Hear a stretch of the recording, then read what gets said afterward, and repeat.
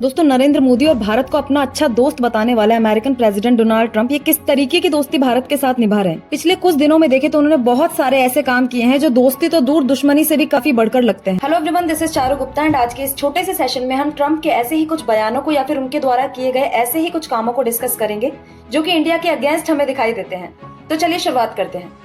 सबसे पहले तो पहलगाम अटैक के बाद हुए सीज फायर का क्रेडिट ट्रंप ने बार बार लिया। इस चीज को लेकर लगभग 6 बार वो अपने बयान पलट चुके हैं। पहले उन्होंने कहा कि सीज फायर मैंने कराया, बिजनेस की बात की, लेकिन बाद में वो अपने इस बयान से पलट गए और बोला कि सीज फायर मैंने नहीं कराया, केवल उसमें मदद की थी। जबकि भारत ने अमेरिका के सीज फायर में मीडिएशन के रूल से इनकार कर दिया। जरा सुनिए। Saturday, my administration helped broker a full and immediate ceasefire, I think a permanent one, between India and Pakistan. I said, come on, we're going to do a lot of trade with you guys. Let's stop it. Let's stop it. If you stop it, we're doing trade. If you don't stop it, we're not going to do any trade. My administration successfully brokered a historic ceasefire to stop the escalating violence between India and Pakistan. And I used trade to a large extent to do it. I said, fellas, come on, let's make a deal. Let's do some trading. It was a very important process. We got involved with India and Pakistan. I think convinced them to let's have peace and let's go and make trade deals. इसके बाद Donald Trump बार बार कश्मीर मुद्दे पर mediation की भी बात करते हैं, जबकि भारत का कहना है कि कश्मीर मुद्दा भारत और पाकिस्तान का द्विपक्षीय मुद्दा है। इसमें किसी तीसरे देश का इंटरफेरेंस हम बर्दाश्त नहीं करेंगे। We have a long-standing national position that any issues pertaining to the Union territory of Jammu and Kashmir have to be addressed by India and Pakistan bilaterally. That stated policy has not changed.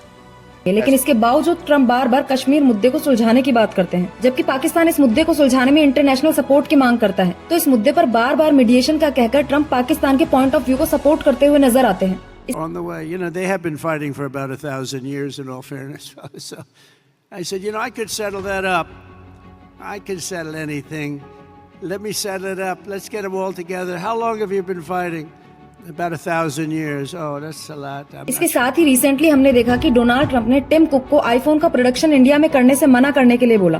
उन्होंने बोला कि भारत एक भारी tariff लगाने वाला देश है और वहाँ पे व्यापार करना बहुत मुश्किल है। इसलिए उन्होंने टिम कुक को भारत में मैन्युफैक्चरिंग करने के बजाय यूएसए में मैन्युफैक्चरिंग बढ़ाने के लिए कहा।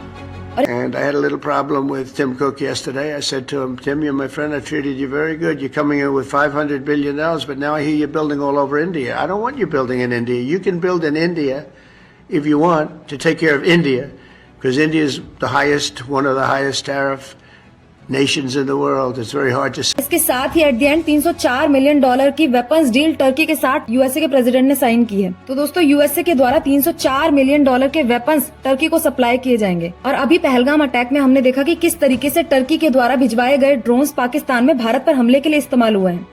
तो इसकी क्या गारंटी है कि इस तरीके के वेपन्स जो यूएसए के द्वारा टर्की को दिए जा रहे हैं वो टर्की आगे पाकिस्तान को नहीं भेजेगा और पाकिस्तान उन्हें भारत के खिलाफ इस्तेमाल नहीं करेगा?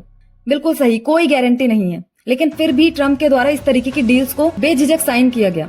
तो दोस्तों, ये सभी चीजें एक तरफ इशारा करती है, इंटरनेशनल पॉलिटिक्स में कोई भी देश किसी का परमानेंट फ्रेंड या फिर एनिमी नहीं होता।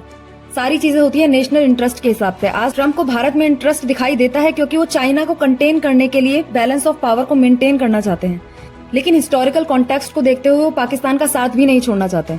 तो इस वक्त जरूरी है कि भारत भी अपने नेशनल इंटरेस्ट और स्ट्रैटेजिक इकोनॉमी को ध्यान में रखते हुए सारे डिसीजंस ले।